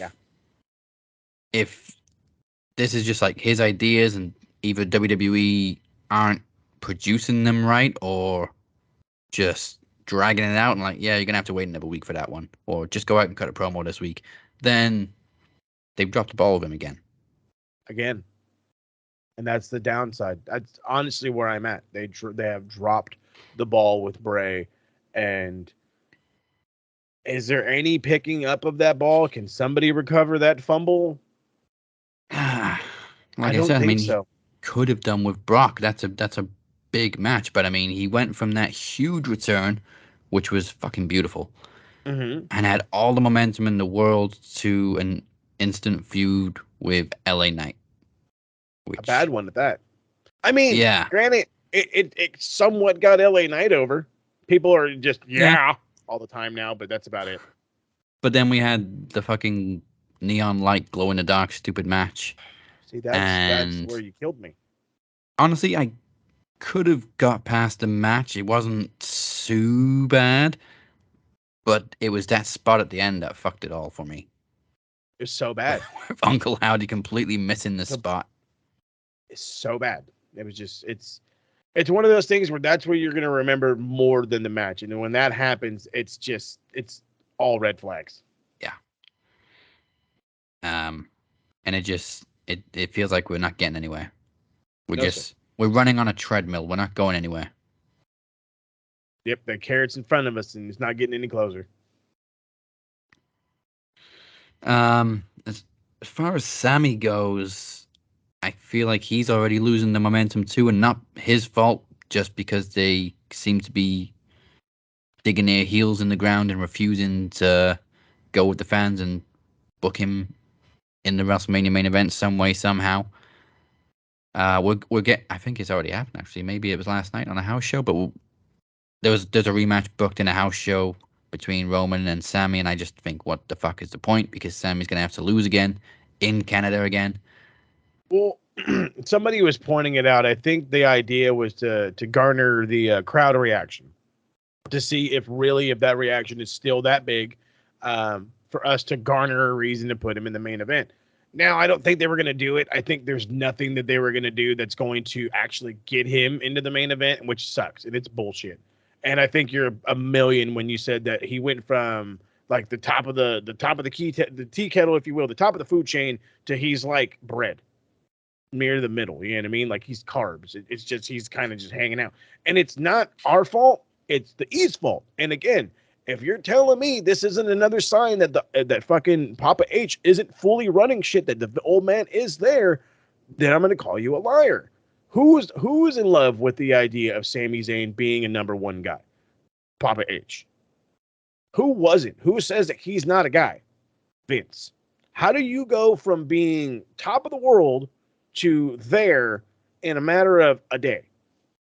Because he was on top of the world on a pay-per-view, or 2 days, because it was a Saturday, on top of the world on a pay-per-view, and then Monday he was wham. How does that happen? That happens because the old man's back. That's how that happens. Because the old man is more than capable of sucking the power out of somebody, because I don't think you deserve it. Because you don't fit my style. And we've known for years how stubborn Vince can be. There is nothing more stubborn than having 2 world championships and the solution being right there in front of you. Oh, we don't want to steal Cody's momentum, but you've got 2 fucking titles. Just split them, for fuck's sake. The solution is so simple. Do you see how dumb this face looks? Like, I don't want to kill his momentum. He doesn't give a shit about the Universal title. He's fucking cut promos on the motherfucker. Says he doesn't care. He wants to win the WWE Championship because that's the belt his dad never won. And unless you're going to full-blown unify those motherfuckers under his name or something, this is like, you could split them today, baby. You could do it on Twitter. We have especially fucking split the belts. Okay. Whatever. But no. And I don't know if I used this quote last week. I've certainly used it on social media, and I love it, and it's so true. WWE is the only wrestling company in the world where having an organic, super strong babyface is consistently a problem for them because they refuse to run with it. Consistently. Bullshit. I mean, they were fine with it back in the day. Stone Cold's getting super over. Oh, shit, maybe we should push him. Hell, again, we go back to WrestleMania 30. Oh, this fucking B-plus player guy. Oh, shit, he's really fucking over. We should probably do something. Okay, let's capitalize on it. And let's book the whole fucking event around him. Exactly. The guy had to have 2 fucking matches to get in. Do that to Sammy. Do it to Sammy. Instead of putting him in a tag title match against the Usos, which is, I'm thinking, what's going to end up happening, which I've been saying over and over again. Yeah. Make him face the Usos, or Solo and Jimmy, because I think Jimmy's the one that's against him, right? Yeah. Okay. So you have him face that. Exactly. You have him do a 2-on-1, handicap match. If he wins the handicap match, I'll put you in the main event. Do that. You could even throw it on the pre-show. You can tell me people ain't gonna watch the pre-show to see that. Yeah, I mean, a year ago even, I would have been all for KO and Sammy winning the tag team titles after Usos at WrestleMania. But right now, after everything we've been through the last couple of months, it's a consolation prize. Yeah. It's consolation prize for sure. And again, the solution is right there under your nose. All you got to do is split the belts. We don't need a world champion with 2 fucking belts. No, like I said, either split them or unify the fuck out of them already, and make it one. Stop carrying around 2. Make it one. And finally, in WWE news, not even on TV, just more behind the scenes, Sonya Deville was arrested, I don't know if it was yesterday or the day before, for having a firearm in her vehicle. Apparently she has a permit, but just not in that state. So obviously they're going to fight the arrest. Honestly, I don't fucking blame her one bit. After what she's been through, I'm surprised she's not constantly carrying. I'm surprised she's not walking out on WWE TV with a fucking sidearm. We called him Glock Anderson. It's the 45 DeVille, baby. What's happening? Oh my goodness. She's fucking respect up to here, Jack. I tell you the fuck what. God damn. Fuck yeah. Why you gonna fuck that shit? Fight the shit out of that bitch.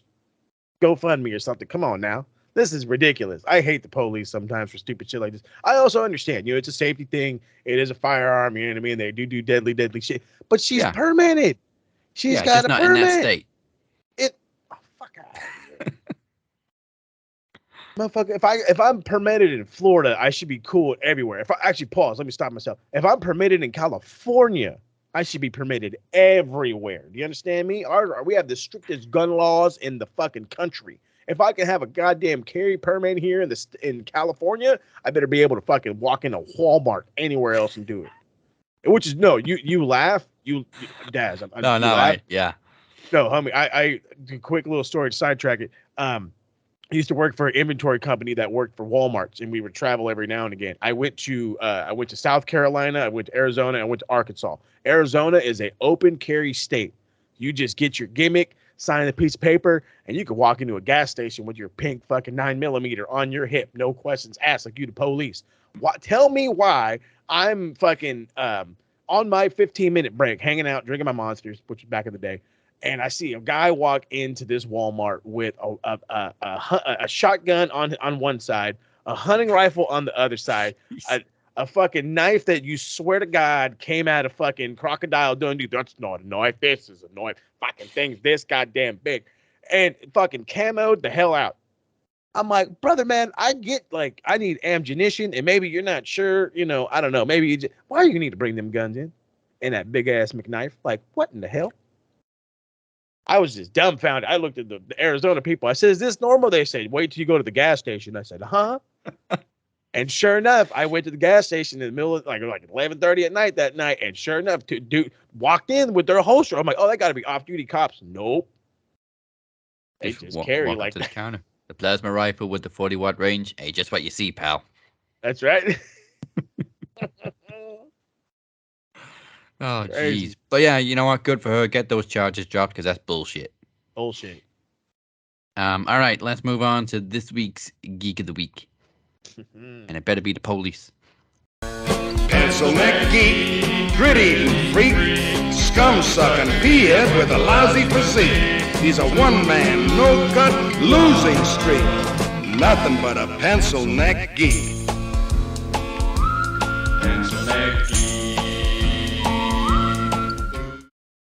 All right, so it's, again, police every week, but we're not going to emphasize them. We are going to emphasize these two fucking nerds. First and foremost, we're going to start with Logan Paul, because Logan Paul put his foot in his mouth during a podcast where he said that Jinder Mahal drew more money in India than Kenny Omega has drawn in the States and in Japan, and pretty much overall combined. But the reality is what this guy what he doesn't get is Jinder made money for WWE, or let me stop myself. WWE was the only reason Jinder was in India. They had no plans to go to India until Jinder Mahal got kind of big. And then they decided to go. So keep that in mind. Kenny Omega was making millions, if not hundreds of, tens of millions of dollars in Japan, not only from Japanese people, from the love of Bullet Club, but there was this thing. It's called the international transaction, or whatever the fuck you want to spin it as, where there was mass amounts of people, mass amounts of professional wrestling fans from the E to all the hardcores, deathmatch, whatever, who were tuning in to Bullet Club on New Japan, who were buying Bullet Club merch from Japan, not giving a shit, to the point where them guys were so hot when they left that company kind of went into like a weird shaking standstill for like a year because they didn't really know how to recover. You took like some of our biggest stars are gone now. So it was hard to garner. So watch your mouth. You're dumb as shit. Like, well, we already knew that. In the words of Seth Rollins, bye-bye, bitch. But that was the best part. Second best part is from his dumbass brother, what's the other goddamn Paul's brother name? It's fucking Logan and Jake. Jake. The guy, you've been running from real boxers for as long as you've been in the game. You fought Ben Askren, who is an excellent wrestler. Es todo. That's it. Motherfucker can grapple. I could knock him out. You understand me? I could knock him out. You win against Josh Alexander, who looks like a motherfucking badass, but the reality is he too is a grappler. He is not a fighter. He is not a boxer. You went up against a dude who is a boxer, who's a retired boxer in Tommy Fury, who beat your ass with gel in his hair and it didn't move once. He beat your ass and you somehow lost only by split decision. Personally, I said it was unanimous. I said it was ball game. I felt Jake Paul won a couple rounds. Don't get me wrong. Jake Paul's mad fucking talented. He's mad talented as a boxer. I do. I think he needs to be a little bit better on his feet, and I think he needs to aim for his shots a lot better. He thinks just, fucking reining them in is going to help. No, bro. Like, you need to understand the game before you really, really get in there. But at the same time, I still give him some props. However, you see what happens when you go up against real boxers. You're not a real boxer. Keep to your MMA nerds. It is what it is. Don't go calling out another real boxer because you're going to get embarrassed again.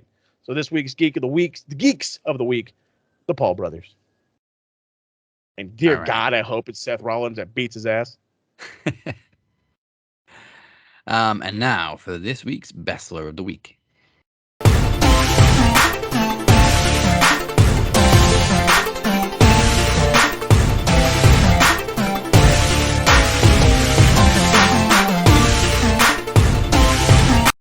Oh man. Again, I came into this week not knowing who to give it to, but I have one reason and one reason only for giving it to this person this week, and it's for slapping Matt Hardy around. So this week's Bachelor of the Week is Hook. Slap him around, baby. Nothing else really stood out. So. All right, so a very quick Bachelor of the Week this week. And we go on to stupid shit people have been saying online, not including the Paul brothers. This is Shit Marks Say. Assholes. OMG. Eggplant emoji. WTF. Santa Claus emoji. Thought he was dead. LOL. Peach emoji. Shit Marks Say. Names have been changed to protect their stupidity. Who on TikTok has not been Uzi this week? So the not so Uzi part of TikTok has slowly dissipated. We have gone to neutral territory, but there are a couple of random trolls. So the internet troll thing will never go away. So there was one that stood out to me. Was what match was it? God, I can't remember right now. It was no, it wasn't a match. It was people making fun of Jordan Grace.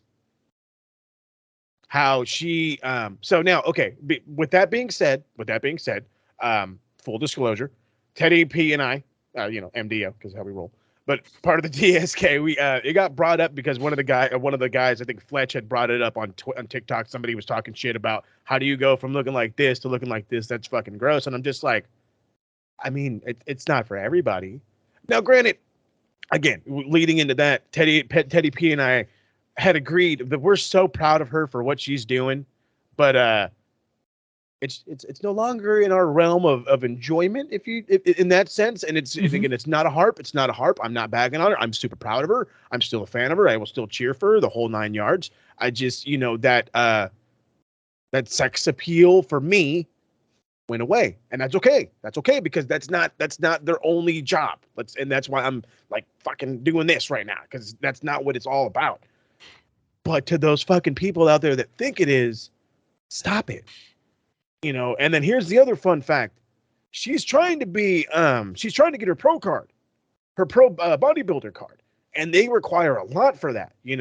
Now, for those who don't remember, Dana Brooke had a pro card, and Dana Brooke used to not look as good when she had a pro card. Now she lost the pro card. How you doing?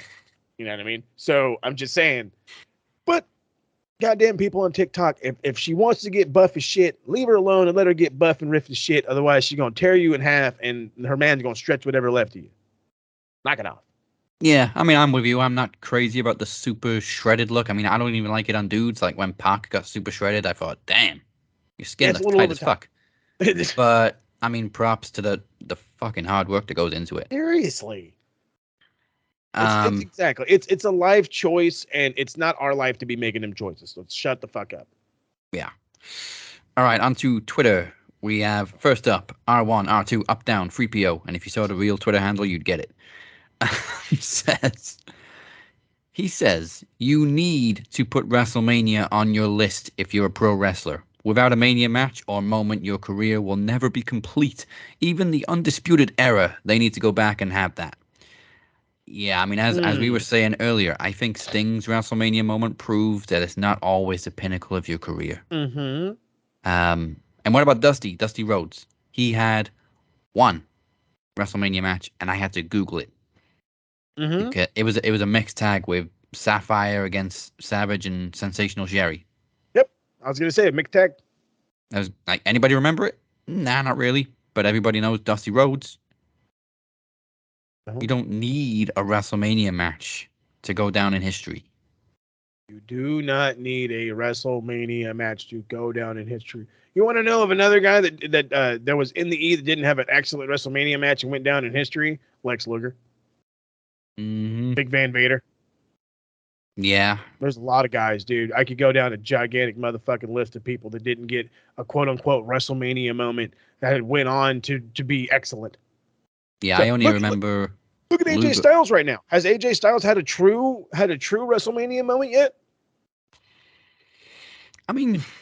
You really want to consider him and Shinsuke a WrestleMania moment? That's more Shinsuke's than his. I would say his biggest honor at WrestleMania is being Undertaker's last opponent. Okay, that's the only one I'll give you. But even that wasn't really a match, and it wasn't live. It wasn't in the arena. It was a cinematic match with no fans. Mm-hmm. And it was pre-taped. But yeah, talking about Luger, I only really remember WrestleMania for him being Yoko's first opponent that night when he defended against Brett, and Brett won it later on because Luger was like second best. Oy. I'm assuming he's talking about Kenny or something here. Like Kenny does not need WrestleMania on his resume. That's the thing. I don't understand why everybody thinks you have to go to the E to make a great career. You want to know who has a fantastic career who's never stepped foot in the WWE? Hiroshi Tanahashi, Kazuchika Okada, Kachishori Shibata, Masahiro Chono. There's a lot of guys that had fucking amazing careers that didn't step one fucking foot in the E, and they don't have to. You're just in your idea of professional wrestling or sports entertainment or wrestling or however you want to spin it with whatever words you decide you want to use is strictly to you is the E is the end all be all. You have to be here. Yeah. That's not it though. That's not. I mean, I get it, and I will completely agree with the fact that WrestleMania is like the biggest wrestling show on earth. It's promoted to fuck. Everybody knows about WrestleMania. Everybody has to watch WrestleMania. It's the biggest show of the fucking weekend. But at this point, it's just a huge payday. It's not a milestone anymore. Exactly. Going to the E is not about having a WrestleMania moment. It's not about becoming WWE champion. I mean, as much as it is, it's about getting paid. It's about finally garnering that opportunity that's been evading you for so long that now it's my opportunity to go, but I'm going because I want bread. I want to get super paid and probably retire, and there you go. Yeah, like you got to have a WrestleMania match to mean something. Fucking Snooki has a WrestleMania match. Thank you. Shut the fuck up. There's a goddamn ref's kid that has a WrestleMania match. Fuck you talking about, homie? Like, come on, dude. Oh, man. Right in the fucking bin. Get in the dumpster. Get in the bin. Next up, we have Randy, Stand By Me, because his profile picture is River Phoenix with a cigarette from Stand By Me. So, fucking hell. So obviously, Vicky Guerrero is set to finish with AEW. Her contract expires in July. Randy says Tony is losing money. That's what happens when you continue to make excuses. Hold on, what? Yeah, I don't think Vicky is a massive draw, so... Okay. Vicky got a little bit of love when she first showed up. I think she was she even helping Nia then, or she had just shown up? She showed up with Andrade. Thank you. She showed up with Andrade, and then she ended up working with Nia. I love Vicky Guerrero. I do. She's a fucking legend in this business, whether you like it or not. And it's more than just for what her husband did. It's more, and it definitely has to do with her role in the E. Now, with all that being said, in what way is she money for TK to be losing a fucking red cent? You know, the reality is yes, her contract is going to expire, and if she decides she wants to stay in wrestling, she can go work with her fucking son in the E, and I bet you that would work great. I bet you it would work great. You know what I mean? And at the same time, are you really going to get upset about them and his mom working with her son, or son working with the mom? Like, come on. And in all reality, to continue on to the point of TK losing money, how many fucking shirts does Vicky Guerrero have? You know, how many times have we seen her on goddamn television in the last month, 2 months, 3 months, 4 months, 5 months? You don't. You see her on Rampage. You see her in commercials. Okay, it's not a big deal. You know, yes, the AEW does love having good managers. Vicky Guerrero wasn't exactly the greatest one. He's not a BAJ. He's not a Alejandro or whatever, homeboy from Death Triangle. You know what I mean? He's not a Brandon Cutler. She's not a Brandon Cutler, I should say. So she is a different breed, which is fine. So it's okay that she's gone. It's not a loss of money, as you want to bitch about. It's a thanks for coming by. So shut the fuck up. God damn. What? It's like everybody who was a former E person, you've officially lost money, TK. What happens when fucking Parker Bordeaux loses? Oh, you really dropped the ball on that one. The same way the fucking NXT and WWE did. Like, what is gonna, like, the double-edged sword of some of you internet motherfuckers is real. You guys are like, it's, what's the old saying, dude? It's like, you got a gay guy on your back. Do you want to beat him off or leave him on? Like, that's where you guys are at right now, dude. It's like, we're you know, you got a fucking knife in your back and your dick in your butt. You're gonna pull it out or you're gonna step back? You tell me. Also, you say she can go work with her son. I think her turning up and working with her son, her and Dominic would be gold. Oh yeah, a bazillion percent. Wait, you call her mommy? Excuse me. First off, as a Hispanic man, if you have Dom out there with his ma, which is the most Hispanic thing ever, first off, that's going to garner attention. Secondly, that's going to, like, can you imagine, like, the reactions from, like, Rhea and Finn when, like, she gets mad? Oh, Dom's going to get it this time. I can already hear Finn, like, chuckling at the idea. Yeah, it's great. It's good stuff, man. The heat from Ray too, like, yes, dude. You're already ripping off Eddie. Now you're gonna call her mommy, right? And oh man, see, this thing writes itself. And this fucking guy's like, you're losing money. Oh, shut the fuck up. You wouldn't know lost money if you fucking lost it for real, you idiot. Yeah. All the respect for Vicky, but this isn't a huge loss for TK. No. It's a thanks for coming out. Yeah. It's a mutual parting, bro. It's like William Regal. You've done some good things. You're yes, beloved. Dude. Now go do something over there. It's fine. Yeah, we appreciate you for your time. See you later. What an idiot. Fuck. But they are marks, and that's the shit they say. You guys fucking kill me every week. So no 60-second promo this week. You go without for another week. Maybe we'll get one next week. We'll see. But until then, thank you for spending your Thursday with us. Before we go anywhere, here's what Moses has for you Pencil Neck Geeks this week on the A to B, your Retro Rewind.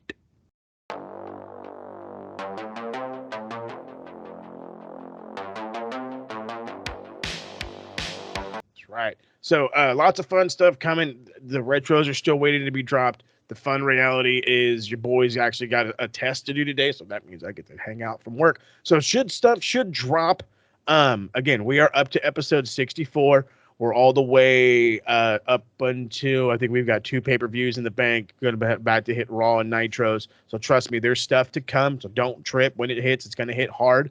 But the TSK is going to come out with something different, as we do here each and every week, or not each and every week, before each and every pay-per-view on Max Wrestling, we do predictions. Well, the TSK decides it's time to jump into the prediction game. Now, is it going to be for the predictions championship? I have no idea, but it is going to be for some kind of different bragging rights. So the TSK is we're going to film our own, we're going to do a prediction show, and we're going to do a possible live reaction. So maybe Daz or some members of the Max will come hang out with us. We'll figure that whole part of it out. But the fun stipulation that we're doing with the TSK is the loser, the person with the least amount of points, gets to take on, or it has to do our new dub challenge, which is called Sing the Praises. So Sing the Praises is you have the least amount of points. You either have to sing the praises of a wrestler or person in wrestling that you absolutely loathe, or 30 seconds of karaoke picked by the winner of that week's predictions. I'm fucking Daz is loving this already. And yes, bro, the wrestling themes are for real. I mean, the DC he's already predicted to win this whole thing. He's like, when I win, this is what you're going to sing this. He's got it picked out for us. So if heaven forbid I get the least amount wrong or the least amount right and DC gets the most around, you're going to hear your boy singing Steinerized, the Steiner Brothers theme. DC's already plotting his match for next year's PromoMania, intending to win Iron Bank again. I mean, he's taken the world by storm, baby, and I love it. He's the king of huge, unexpected announcement, and huge. Of course, the creator of Iron Bank Option C. Telling me. So, all right. So again, hit y'all. Make sure to hit up the retro. Lots of stuff coming. Keep it down here. Make sure you're subscribing because we're on our goal to 500. But the other way you can all do that is by checking out the socials, and you can find us on the evil Twitter machine at Max Wrestling UK, at the Captain 512, and at SMRPodNet. And of course, please check out the beautifully done website, maxwrestlingnet.weebly.com. And do not forget to hit that subscribe button or follow button, Facebook, Twitter, Instagram, TikTok, all the socials. Again, 500 is the goal, and we can only get there with your help. Yeah. And do not forget about KTN Click Talk Network relaunches the weekend of PromoMania. PromoMania 8 Night 1 will be the first brand new special event on the network as it launches. Come on with it. And with that said, join us next week for Revolution Aftermath. DC has a huge announcement. Huge. And whatever chicanery gets booked for WrestleMania. Come on. You've been watching The Gap, and Mo, goodbye. Mwah. And good night. I got a big announcement next week, too. Chad, get your listening ears ready. Oh, shit. Okay, 2 huge announcements next week. Toys. Ooh.